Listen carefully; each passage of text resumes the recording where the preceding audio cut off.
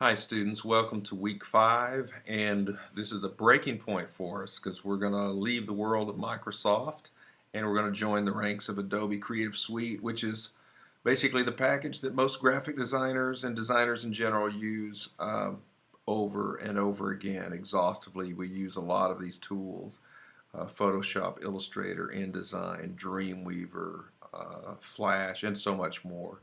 We're going to concentrate this week on Adobe Illustrator. In an adjacent video that's here in this lecture section of week 5, I'll be talking a little bit more about the tools. It's important that you really get up to speed and you start a bit earlier in the week instead of Friday or Saturday. Maybe start kind of watching these a time or two so that it begins to sink in, because it is a different tool for some of you. Adobe Illustrator is a vector-based program. What that means is it has a mathematical equation and it's built around paths. So when you draw, it's not really like a pencil or a stylus, even though you can use a stylus and a pad to kind of electronically draw, but really it just dictates paths. And these paths are then assigned a stroke and a fill. For example, if it's a closed stroke like a circle, then we could fill that a color, or a triangle or a rectangle, any kind of polygonal shape we could fill in with a color or a gradient or a texture. But we also give it an outline stroke.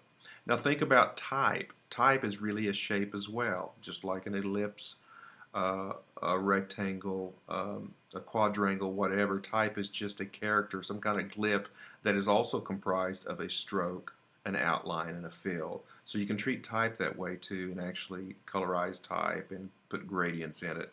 So much that we can do. In fact, what I want to do is I'm going to show you in the next video about some of the tools. It's going to be fast and furious. I'm just going to go bam, bam, bam right down the list, show you what these primary tools can do, and then you're going to have to watch some other tutorials and kind of get up to speed. But I think they're going to be fun for you, especially if you allow yourself plenty of time to do it.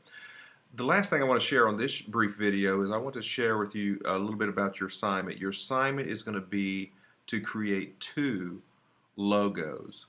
Okay, one logo you're going to create by following along a video. I've given you a link in the assignment where there's actually 46 really handsome logos.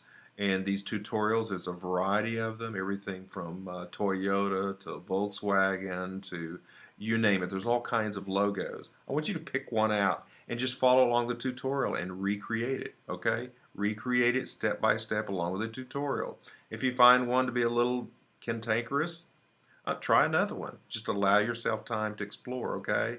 Don't think it's your fault. It's certainly not my fault if you don't get it the first time.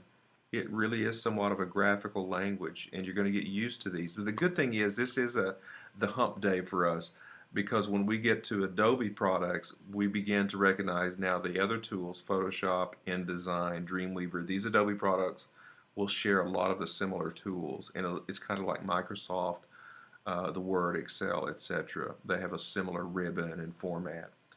Remember this about logos.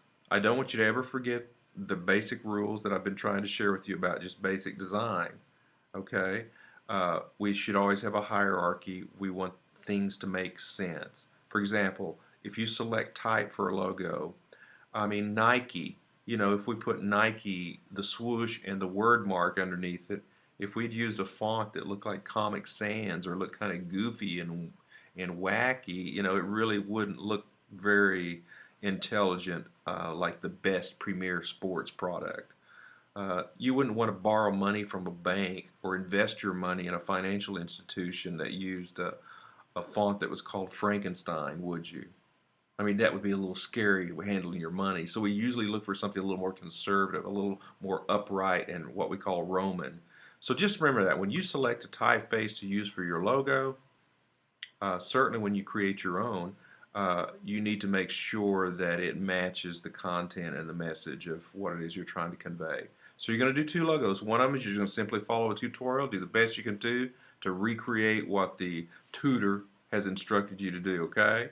I've done a couple of them myself. They're kind of fun. Some of them are a little more complicated than the others, but go for it. The second thing is I want you to create your own personal logo. After you've done a tutorial, you've watched these video tutorials, you read the lesson plan, you've studied it, I want you to just to embark upon, set up a new page in Illustrator and create your own logo. It could be a personal logo.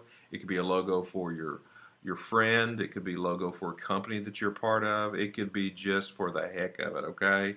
Just something that really is more about you and not about, I don't want you to go recreate McDonald's logo or something like that. If you've got a local company in town that's just a mom and pop shop and you want to create a logo for them, have fun with it. Okay, you get my point. 5 comments about logos. First of all, keep it simple. The reason logos need to be simple is because they need to be reducible. Logos should work just as well on a business card, a letterhead, the bottom corner of a website, as they do on a giant billboard or on some huge signage. So just keep it simple.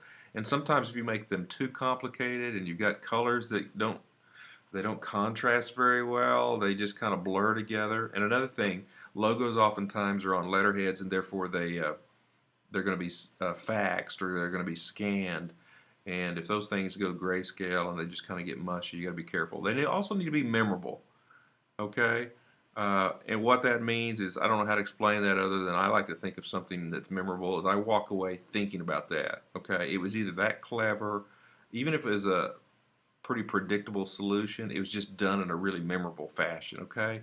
Logos should be timeless, you know, you don't want to, I mean, it's hard to make something look like the Starship Enterprise and not feel like kind of early pioneers in astronomy or aeronautics or whatever. So you just have to be careful that the font looks timeless, unless, of course, it is about a specific time. If you're trying to design a logo that looks like a wanted poster from the 1700s and 1800s, then obviously it should look dated. But typically you want logos to look timeless. You don't want them to just last 2 years and then the owner of the company has to get a new logo. It should be versatile. In other words, it should work at small. It should work in black and white. It should work in a large format. It should work on a letterhead just as well as it works on a sign. And lastly, and importantly, it should be appropriate. Okay, the logo should be appropriate for the message. If you're designing a logo for a roller derby team, it shouldn't look like, I don't think it should look like cheerleaders, okay? It shouldn't look that soft. It should look a little bit more aggressive and a little bit more vivacious and active, okay? So just think about those things. It's kind of common sense. So simple, memorable, timeless, versatile, and appropriate. So I look forward to seeing your logos this week. I'm available via email, and you can certainly call me if you need to. Don't be afraid if I just let the voicemail pick up. I'll see a strange number, but I'll certainly call you back if I find out you're one of my students. It's best to not try to do it Saturday night or Sunday night, but if you're working then, by all means, give me a call. I'll be glad to try to help you out. Good luck. Talk to you soon.